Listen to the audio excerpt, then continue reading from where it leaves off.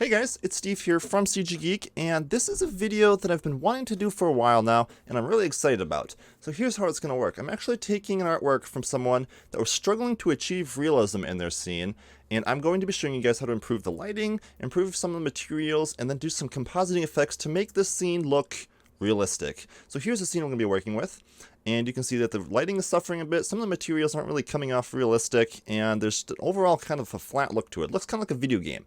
And after I'm done with it, this is what it's going to look like. So you can see the lighting looks a bit better. We have some nice environment lighting coming in, some nice shadows, and overall I think it just looks a lot more realistic. So if realistic lighting and materials interest you, stick around for the rest of the tutorial, and let's get going. Before we get started though, I would like to thank Vikings War of Clans for sponsoring this video. Vikings War of Clans is a refreshing new take on the classic old-school RPG strategy games. If you're a fan of those, you'll love this game. Know how to manage people? Well, be a clan leader and reign your empire. Or if you have the killer instinct maybe, you can annihilate your enemies still. And if you're an economist by heart, use your skills to build a prosperous city. The Vikings game recently reached 20 million players. Don't miss it. Let's help the Vikings to reign again. Install the game right now with the link in the description and get 20 free bonus gold.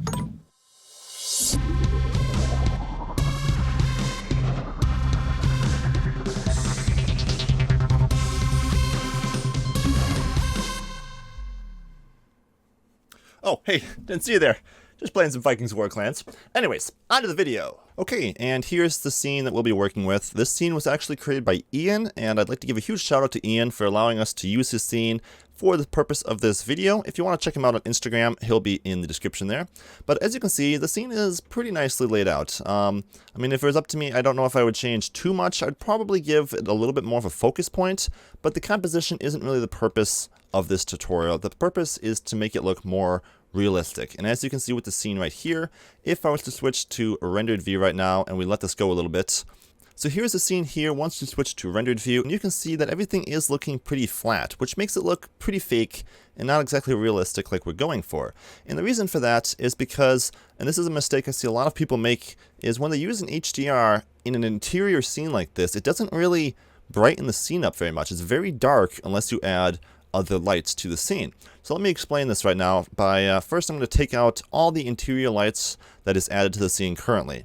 So I'm going to split my window right here real quick, and I'm just going to grab a lamp here. So we'll grab this lamp, and then I'm going to go select, and we'll select all by type, lamp. We'll just delete all the lamps currently in the scene. So I'm going to hit X and delete. And you can see already it's looking a bit darker in our scene. And there's a few more lights that still need to be deleted. So I'm going to zoom in here real quick, just hit period to get right in the middle of our scene. And then you can see we have some fill lights up here that was added to the scene. And if we delete this as well, you'll see that it gets even darker in the scene. Okay, so I just quickly went through and finished taking out all of the lights currently in the scene so we can kind of start from scratch with the lighting. And I also want to mention, if you guys wanted to follow along with this same file and do the same realistic lighting, you can download this blend in the description. Thanks to Ian for providing this. So you can see right now, if I switch to rendered view, I also disabled ambient occlusion as that was checked, and I don't want that checked right now. So disable that, and I turn the environment strength completely to 0. So when I switch to rendered, you should see complete blackness, except for a few of the interior lights that are basically just mesh lights inside like a bulb. I'm leaving those. Okay, so here's what we have. A very dark scene with just a few interior light bulbs. And if I turn the strength up on our environment map, you would see that it's still very dark in here. Even if the outside is illuminated, it's still very dark in here. So let's start by taking a new HDR and kind of controlling that light to see what we can get brightening up our interior. So when you're picking an HDR, first of all, I recommend going to HDR Haven because it's a great site to get great HDRs. And just go to the outdoor lighting HDRs, and you want to pick an HDR that has the sun at the angle that you want. Now because we're in an interior and it's kind of hard to let light in, I want the sun to be near the horizon. So we have some longer shadows. You can look at the previews here and see how long the shadows will be. So I want some longer shadows, something like this, or something like this one is pretty good too. But what I went with is actually, if I scroll down here just a little bit, it's called Dry Field. And this one has a nice low angle sun, so it shoots some nice long shadows into your scene, and will just illuminate an interior scene very nicely.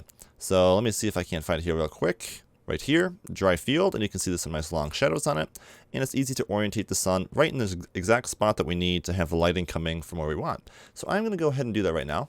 I'm going to open up a new HDR, so I'm going to delete that one, click open, and we're just going to grab the dry field HDR right here. And now if I switch to rendered, let me turn off some of these layers so it goes a little bit faster, just so we have our roof, our interior, and not anything behind it. So the renders go a little bit faster. So I'm going to switch to rendered night now, and we'll see what we get. Alright, so here's what we have. Still very dark, but let's kind of orientate this HDR to get to the right angle that we want to have the sun kind of pouring through the open windows here. So I'm going to switch down here. We'll just make this a little bit bigger. I'm going to switch to the environment materials here. So here I've just set up a very simple environment texture into our background with a mapping and a texture coordinate node coming from the generated section. And I'm going to orientate our HDR so I get the lighting coming in just how I want. So I'm going to do this by rotating along the Z-axis and just paying attention to the shadows and where the sun's coming from and seeing when I get the right lighting for my scene. Now I've already played around with this a bit, and I know that I want something around 620. I guess I could actually do a smaller number because it goes around a few times, but that's fine. Just 621 will work for this. And then you can see that we're not really getting much lighting, and that is mainly due to the porch. So I am going to have to modify the mesh here a little bit. I'm going to take off this extra section of roofing just to allow more light to pour in. I'm going to leave certain areas of it, like this little trellis area, because that looks cool, but I have to delete this section of the roof. So to do that, I'm just going to hover over it and hit L to select these portions of the roof, and hit X and delete the vertices. And now you can see we have a few framing boards here that we can take down, but overall we get a lot more light pouring into our scene. So sometimes you have to go without a porch or something just to let more light into your scene. And you can see it's not looking half bad. It needs a little bit of adjustment still, but we're getting the right idea. You can also feel free to play around with the rotation if you want to maybe get something that fits your liking a little bit better. However you want the shadows kind of falling, it's going to be perfectly up to you. I'm going to stick with about a 623 though, and we just have some nice shadows kind of coming across our scene. Now as I'm working on the lighting, I'm going to show you guys how you can actually get it brighter inside without even adding any more lights. And that is first going to our scene settings here and changing it to filmic, because filmic is the most important. So I'm going to go filmic log, and then under view, I'm going to change this to filmic as well, I should say. And you can see that it doesn't do too much, but it gives us way more dynamic range in our scene. So now I can take the exposure and just crank this up to something high, like a 3.7, and you can see that suddenly our scene isn't so dark anymore, and we still are retaining detail outside, but everything is still bright, and we have some nice sunlight pouring over areas like the bed over here and hitting other parts and stuff, and it's looking pretty good. Not perfect, but it's definitely adding a lot to our scene. So what else can we do? Well, what we can do now is kind of open up other areas of our house here to add a few more windows and let a little bit more lighting pour in. So for example, I think the chairs are a little dark over here. So on our house building here, let me just make this a little bit bigger.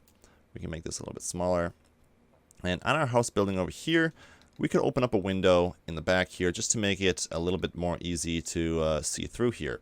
So I'm just going to delete a few of the faces back here. I'm going to switch to face select mode here and select these two faces and X delete those faces. And then we have another face here. I'm just going to go Control R, add in a cut here, a cut here, cut here, and a cut here. And we're just going to make a nice big window here. It doesn't matter if it's perfect or not, because in our scene here it's not even visible. So I'm just going to delete that, and you can see we already get a little bit more lighting coming through, but I'm going to have to also delete this object here. So I'm just going to delete that as it's not visible in our scene. And now you can see we have some light pouring over the back of our couch here, and it looks quite nice. A few of the things is you could add some windows up on top here as well if you wanted to. So just a few cuts to make room for a window. And these go a long way in adding some more lighting falling across your scene. You can even do things on the other side where you'll get a little bit of ambient light coming through if you delete a few faces for more windows on all sides of your building, just to let some more natural light in. Like that, for example. And that's looking a lot better. Our scene is looking quite bright now, and I think it looks quite a bit better. So that's going to do it for the main lighting aspect. But now there's a few other scenes that are kind of lacking, or areas of the scene that's lacking a little bit of realism. I think some of the materials could use a little bit of work, like this wood material is just kind of plain, and you also kind of want to go for a color scheme. Right now the colors are a little bit all over the place, I would say. Not too much, but just a little bit not consistent. So I'm going to tweak a few of the colors of these materials. And also, I think it looks better if the TV is off, because it just looks unnatural to have a screen showing up like that in an image. Usually a TV doesn't render that well in a scene. So I just grab the TV here, go into the materials. Let's go to our material settings here, grab the screen, and basically just turn it off by, we'll just disconnect this node right there, and just add in a new node. This is going to be a shader, principled shader. Connect that up right there. We darken the screen a bit. And then you can give it a little bit of clear coat to give it some shine. So let's focus on this wood material a little bit. And I forgot to mention, if you want to do just an area render like that, it's just Shift B and then dragging with your mouse to render just a section. It goes a lot quicker. So it's better for working on materials to just pop a section like that and then work on that material. So I have that selected right here.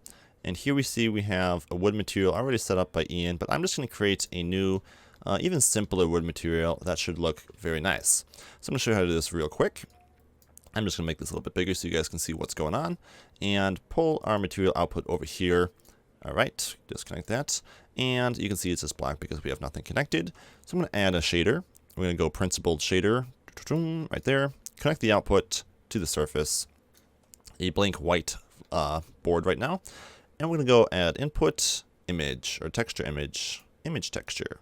And I'm just going to open up a wood texture. I'll include these textures in the description, but this one's called 12 Seamless, Wood Fine 12 Seamless, actually 61. Well, you can just follow the link in the description to get exactly what I'm using. But if I connect that up here, a wood texture, not looking the greatest yet because it needs a little bit of TLC. So I'm just going to grab the mapping and texture coordinate here, Shift D it, so we have our vector controls, connect that up right there, and I'm just going to change the scale to 2, so this wood texture repeats a few times. Okay, now you can see this texture is very bright. So I'm going to modify the color a little bit by first putting in a brightness and contrast node. So color, bright and contrast, right there. And I'm just going to give it a little bit of contrast. So I'm going to go 2 in the contrast, and then I'm going to go Shift D, add in a hue saturation, and already you can see the grain kind of coming out of that wood texture a little bit more after giving it a little bit of contrast. I'm going to drop the hue saturation in here, and I'm going to take the value down to about a 0.4 to give it a darker wood material. I'm going to tweak the hue a little bit to give a little bit more of a reddish color wood, so I'm going to go 0.48, and you can see that kind of works to tweak it a little bit. And then you can give it a little bit more saturation with maybe a 0.08, and just kind of makes that stand out a little bit more. Alright, so now we need to give it a little bit of a bump map. So to add a bump map, the proper way to do it, if you don't have a normal map, is to do it with a vector bump node. And then you can just take an image output, like this one for example, and use it as the height, and then connect the normal to the normal. And you can see right now it looks very strong, way too strong, and we're just going to take the strength down to a 0.1. And that will just add some nice subtle bump mapping to our wood and make it look quite a bit nicer. Now I'm going to take the texture output and connect it to the roughness, so it controls the specular values of the image as well. And if you need to tweak this, you could do it with a color ramp node, but in this case I don't really need to do any tweaking on it. I'm going to also give it just a little bit of clear coat, so it looks like maybe this wood is finished with something, and you get a little bit more of a glossy look on it. And that's going to do it. You could also give it a little bit more contrast if you wanted those grain to really kind of pop there. As you can see, that looks nice. And there you have it. The wood texture is now changed, and I believe this also changes the wood texture for a few of the other areas, like the wood over here.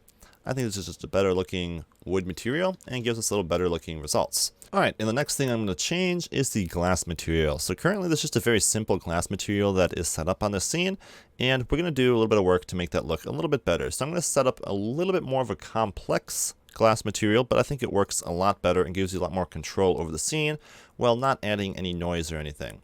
So to do this, it's going to be using a light path node. So I'm going to go input light path, and we're just going to use 2 math nodes to multiply. So I'm going to go math, and then I'm sorry, not multiply, but add. We're going to add the shadow and the diffuse rate together. So we basically want to work with the shadow and the diffuse here, and then one more add node to add in the glossy ray in the bottom, and then this one goes in the top. So a simple glass shader, I mean, a little bit more than a simple glass shader, a little bit more from an advanced glass shader, but something that will give you way more control and better results. So now it's going to be a Fresnel shader. I'm sorry, not a shader, but an input Fresnel. And then we're going to set this to what glass is generally. It kind of changes depending on the thickness of the glass, so you can kind of play around with this to get the results you want. But leaving it around a 0.14, 145 is close to glass, and then you can change it depending on the thickness of your glass to get the right look. All right, now I'm going to add a transparent shader. So Shift A transparent, and then Shift A glossy. The glossy is going to be changed from GGX to sharp, and this is going to be better for our reflections. So we can leave the roughness at 0.2, doesn't matter. And we're going to use a shader mix shader to connect the transparent and the glossy with the factor of the Fresnel. So the transparent at the top, glossy in the bottom. Now we're going to use one more mix shader, and we're going to mix it one more time with a transparent node, except this time the transparent's in the bottom. This mix shader is in the top, and then the glossy and camera rays are controlling the factor. So we're going to drop that in there, drop this into the surface, and now if I just grab a section of our glass here, Shift B to switch to camera view here, Shift B to see what this looks like rendered. So here's what our glass shader looks like. You can see we have some nice reflections, a little bit of that glossy shader coming through, and everything looks pretty good. If we check it over on this side as well, by going Shift B and grabbing some of that glass, you can see that we're getting some reflections as well of the other areas in the glass, and it's just looking pretty nice. So the next thing I want to work on is our curtains here. So the curtains are currently set up with a pretty complex shader, and basically I want to make these a little bit more, whoops, I'm sorry, I didn't have the curtains selected before. These are the curtains, and I want to set these up to be a little bit more translucent. So the way they're working right now is they're using a transmissive, and I'm just going to kind of simplify this and add in my own shader for the curtains, or the silk, I should say. So right now you can see our silk material where the light's hitting it is way too bright, extraordinarily bright, and I don't want that quite so much. So what I'm going to do is I'm going to take the value down right here to about a 1, so it's not nearly as bright of a silk, and then I'm going to use this also as the color of our translucent shader. So I drop that in there, and then that takes the value down even more, so it's not quite the value of white, but it's the color of this. If I enable our node wrangler here, this definitely helps with previewing materials.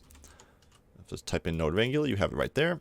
And if I go Control Shift, you can see that this color isn't completely white, so it works better in the translucent shader here to give ourselves a better looking result. If I check another area of it right here, you can see that we have some light passing through, and it's not completely blown out anymore. You still have some shadows and stuff coming across, and that's looking quite nicely. So next up, I'm going to do a little bit of work on the carpet material here. It already looks pretty good, as you can see, but the way it's set up here, it's actually using a normal map with just a noise texture, and that's not normally how I see it, pun intended. I don't know if it can be used this way or not, to be honest, but what I normally do is, because a normal map is generally used with a texture that's meant to be a normal map.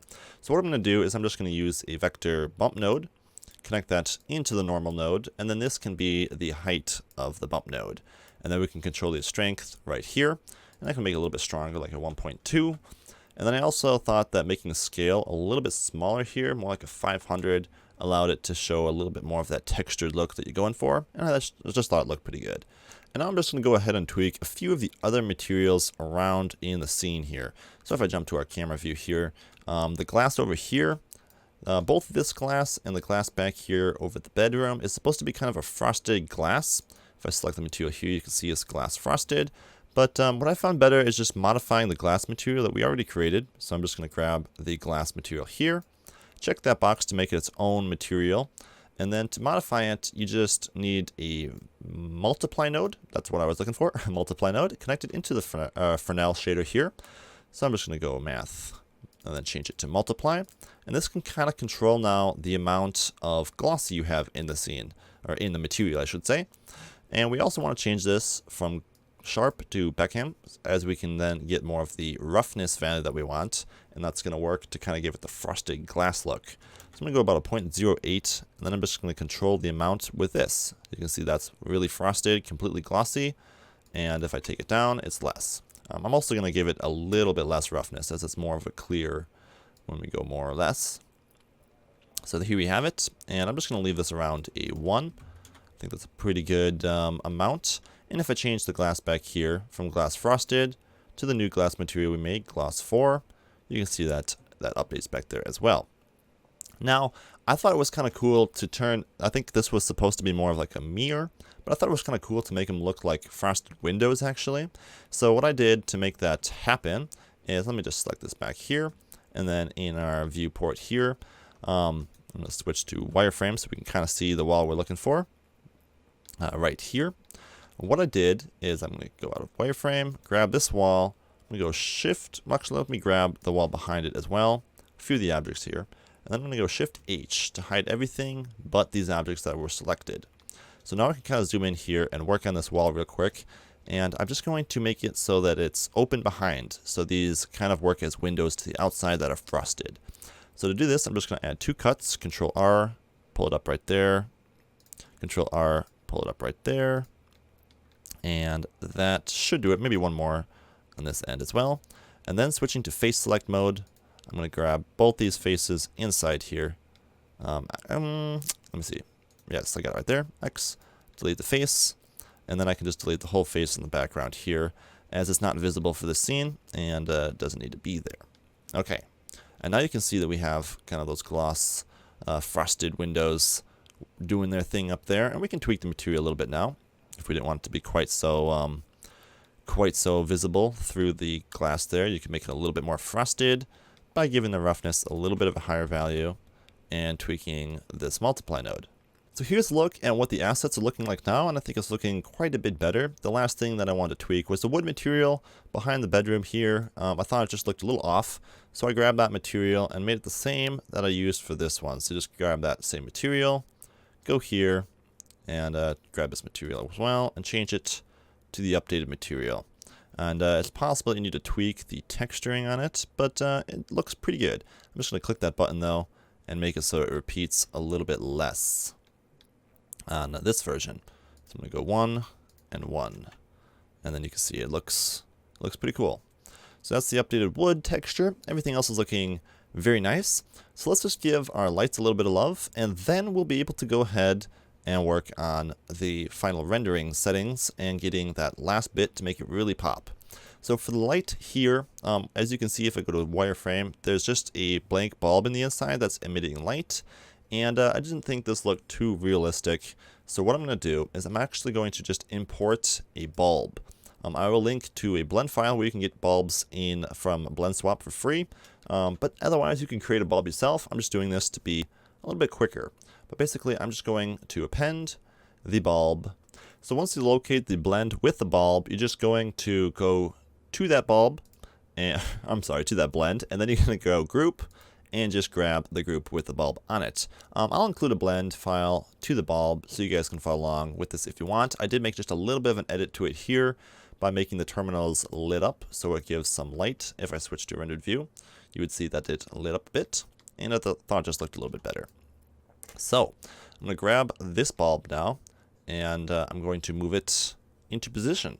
So I want this bulb instead of the emission bulbs basically inside these hanging lights. I'm going to go top view, hit 5, grab the bulb, center it up over these lamps right about there. Looks good. I'm going to hit period so it zooms in right on this area. So I can now grab it along the z-axis and pull it right into position on this bulb.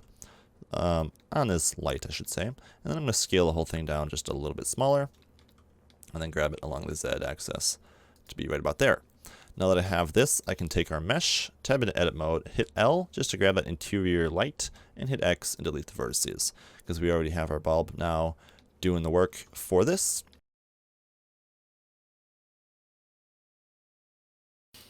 So there we go, with our bulbs in there now. If I went to camera view, just to check out what the lighting of this looks like. Another thing you want to quick do is set the material here to glass, like I did here, for our chandelier sort of light fixtures here. And then if you want to give it a little bit of the frosted glass, you could try giving it that glass material 4, which might actually look good. If we switch to rendered view here, we can kind of check that out now. And there you have it. Those light fixtures look pretty nice. So I'm going to leave it at that. Maybe making the gloss a little bit different. So I'm going to hit that 3 on our glassy material so I can tweak it a little bit here. And I'm just going to make it a little bit more rough.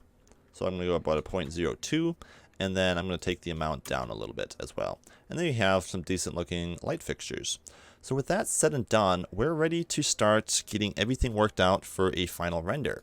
So the last few secrets here to get the best looking result possible is going to first be to set up some depth of field. So to do that, you're going to have to turn your camera on. I'm not sure which layer it is on. Here we go, just to enable them all for now. I'm going to go to my camera view here. So to set the depth of field up, I'm going to first grab the objects that I want to kind of focus on, like the flower here. And I'm just going to hit period on my number pad to kind of zoom in on that area and then rotate around so I can see my camera here. I'm going to grab the camera and we're going to choose limits under our camera settings. We're going to enable limits. And then I'm going to choose the distance with our option right here under depth of field. And I'm just going to pull this slider out until the crosshairs you see here is right over the shot in the part of the scene that we want focused. So right about 4 meters is good for me. We'll leave that at that. And then the last step is going to be our aperture. To give it that depth of field, we want to choose f-stop. And then I'm going to give it about a 1.4 in the f-stop, and that'll be some nice depth of field. Also, you can leave the blades on something like 5 to give yourself a little bit more of that bokeh effect blur. And with that done, we can now change the mist settings. The mist is going to help give us a lot of depth to our scene, because if I zoom out here, you can see there's a lot of buildings on the outside here. And to give some mist is just going to make it look a lot less two-dimensional and a lot more three-dimensional, and that's what we're looking at. So I'm going to enable the mist setting here as well. And then I have to go to the render layers and also enable mist here in the passes. While I'm here, I'll also scroll down and you guys can see that denoising is enabled. So you want to leave that checked because for interior scenes especially, they can be quite noisy. So you need denoising for cycles to get the best results in my opinion. And then I'm going to jump over to our world settings here and I can change the mist pass. So I want to start about 5 meters. If I go Z to go wireframe, you can see that's right about the a little bit past the depth of field is where the mist is going to start. And then I have it set here to 80. And that's going to make it go all the way to about the last building here. So we have a lot of depth then, and that'll give us some good options to work with in our compositor. So with that all set up, we can go to our render settings, make sure everything looks good. And if you left everything as default, if you're following along, it should be good to go. So you guys can go ahead and save your project now and render it. Alright, so here is our scene rendered now with the new lighting setup. As you can see, we don't really need that much interior lights. Once you have the environment lighting working the way it should, we only have the interior lights to add to the scene in creative ways like the bulbs here and the light here. And for this scene, you really don't need to overcomplicate the lighting any more than that. But we can really make it pop now with some of that compositing effects that I was talking about. So let's switch over to our compositor here. And there's a little bit of settings already set up here, but I'm just going to start from scratch. So I'm going to go ahead and delete these. And we'll start over. So what I'm going to first do is if you're adding AO, which I am, you can see I have the AO pass here. And if you don't know how to do that, you just have to make sure it's enabled in the passes right there, ambient occlusion. And you want to add that first. So I'm going to add in a color mix, and let's change that to backdrop so we can see our scene. And then I'm going to go Control Shift, click our image, so we're seeing that in the background there. Let me drop this down so it's nice and big, and you can see we have our image there. If I go V, it will zoom out a little bit, and that'll help. So there we have it. So let's first add this ambient occlusion in, and to do that is just going to be the AO in the bottom socket, the image in the top socket, and that is going to be switched to multiply, of course, and then you can see AO. Right now it's 100% ambient occlusion, and I don't want that much, so I'm going to drop this down to be about 0.4 or 0.5 even, and you can see that before and after. Ambient occlusion can sometimes just add a little bit of detail. You can see along rafters and stuff. It makes it a little bit darker. Another thing that I did change when I worked on this image earlier is I did change the ceiling, as the material I felt was just kind of off on the ceiling boards here, and you could easily tell that it's tiled as well right here. So I did change the ceiling boards, but I didn't do it in the tutorial. So that's up to you guys if you want to change that. But elsewise, let's move on. So I'm going to go ahead and add some mist. I'm going to go color mix, and we're going to use the mist as the factor. And you can see right there, that's 100% mist, and it looks kind of cool actually, but not exactly the amount I want. So I'm going to change the color first to be a little bit of a greenish blue, something like that. think that's looking pretty cool. And then we need, whoop, that's a little bit, that's not greenish blue. I don't know what I was doing. Looking at the wrong thing. Alright, so a little bit of a blue hue like that. And then I'm going to duplicate the mix shader one more time. And we're going to get the image into the bottom socket here. So this now controls the amount of mist. And we don't want too much mist. So I'm just going to leave it right around a 0.9. And that will be good. Next up is some rays. So we have this bright window or doors here, I guess, and this would be kind of shining some rays into our scene. So what I'd like to add, without actually doing volumetric lighting, this is kind of a way of faking it, and it makes it a lot quicker, is I like to add the filter, and we're going to go down to sunbeams. Now I'm going to take the mist pass and use that as the factor for our sunbeams, and I'm also going to add a color ramp. So converter, color ramp, connect the image to the color ramp. And if I jump to this now, and I give our mist length about a 0.3, you can see we have some crazy sunbeams. I'm sorry, I said mist again. My head's all over the place, I guess. I'm just going to move the location of the mist to be up a bit higher, and then over along the x-axis to be coming from these windows. You can see that something like that gives us some nice window shine. I think it looks pretty cool. And we can use this now to add mist to our scene. First off, I want to first duplicate this color ramp and put it before the mist pass. And I'm going to change this to ease. And that kind of takes out everything but the window. And that's what I want. So now I can use just this to kind of control the amount of mist, the intensity, and just kind of cut it back a little bit if I want. But I think that looks pretty good. Now before I add it back to our scene, I want to give it a little bit of color. So I'm going to do a Shift A color balance. And now I can just take the highlights, make them look a little bit more warm by taking the highlights over to the reddish color here. And then I can make the shadows look a little bit blue-green maybe if I wanted, just a little bit to add kind of a cool effect to our scene here. Excellent. Something like that as well. And now I'm just going to duplicate our mix node here, change it to add, and put this in the bottom socket, and connect our mix node to the top sockets, as you can see there. This is going to be just adding a little bit. I'm just going to start with 0.1 and probably go down from there. But you can see we have the mist rays coming into our environment here now, and I can tweak these even less if I want, 0.808. Or if you want to go 100%, you can see extreme light rays. So I'm going to take this down to about a 0.08 or 0.07 for some light rays there. And then the last thing I'm going to do is some glows. So I'm going to go ahead and add a filter, glare node. And I like to start with the tighter small glows. Right now it's doing streaks, and I'm not going to do that yet. I want just a simple fog glow. So I'm going to change it to fog glow. If I change the mix to 1, you can see exactly what is glowing. And I want a little bit more to glow, so I'm going to take the threshold down. And you can see that we now get some of the environment there glowing as well. That's better. And then I'm going to take the size to be a small, tighter glow. So something like that I think looks pretty good. Maybe crank it up just one more, so about a 0.5 for the threshold. I'm going to duplicate this, and this time it's going to be a larger glow. So I'm going to take the size up to a 9, and the threshold can go up a little bit higher as well, so we get some of that window in the glow as well. I'm sorry, down a little bit. So we get some of the window glowing as well. Something like that looks very nice. And I think that's looking pretty good.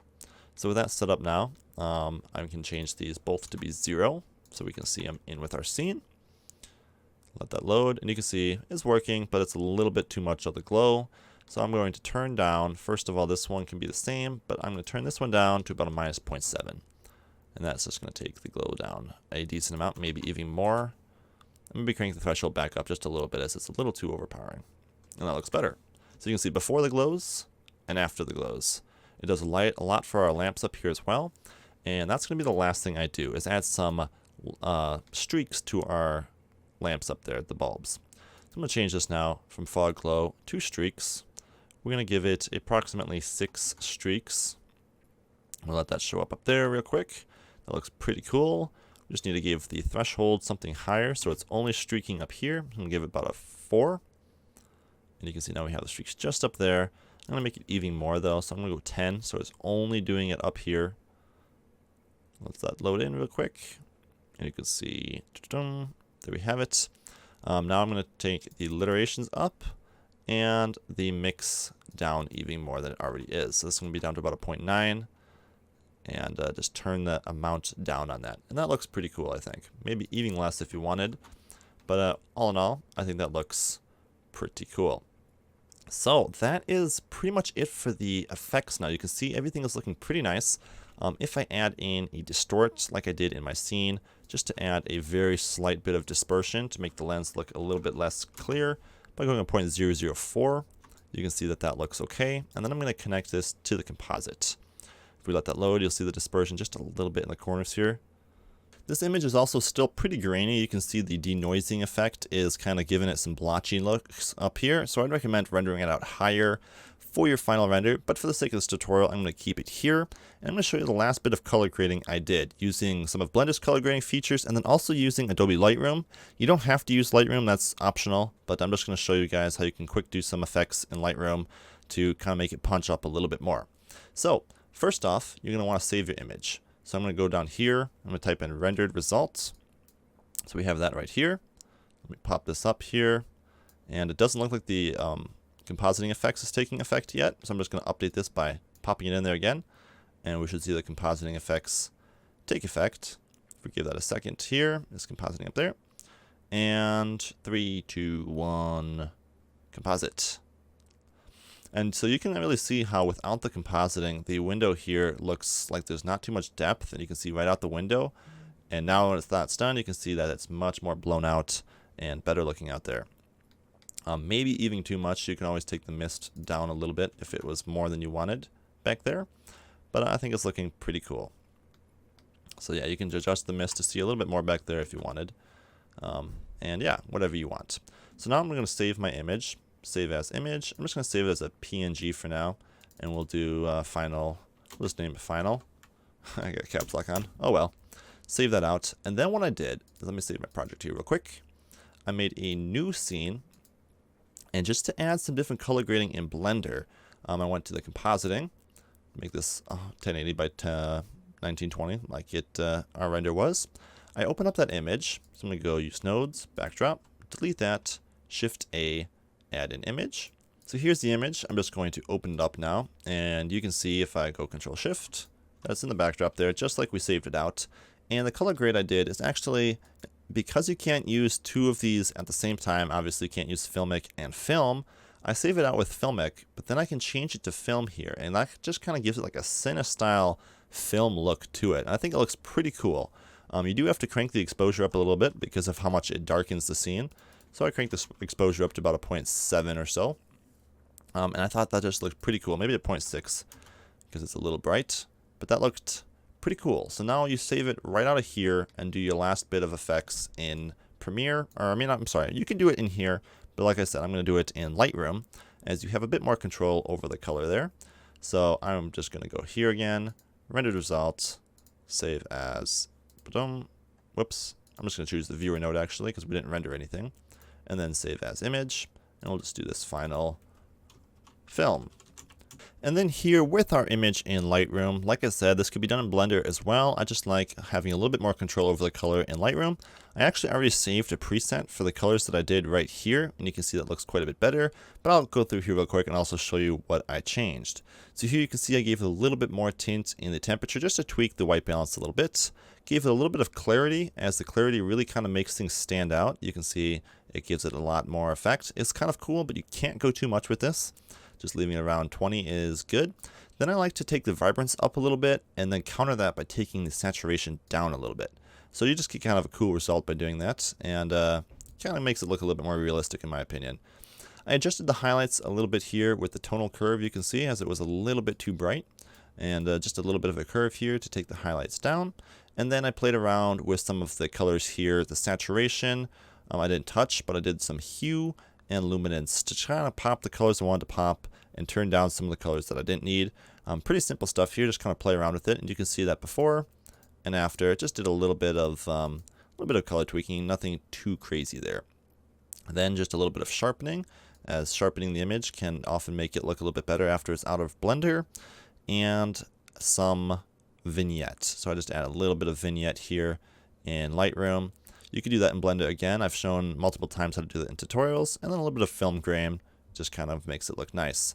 But there's our finished result, guys. That is how you do some realistic lighting and improve some materials in your scene. Hopefully, if you guys are struggling with the scene to achieve that photorealism, this tutorial kind of helped you figure out what you might have been missing. So if you like this video, leave a thumbs up. If you dislike this video, don't dislike the video. Just like, only love. But yeah, leave your results in the comments if you create something cool with the help of this tutorial, and I will see you guys in my next video. Bye-bye!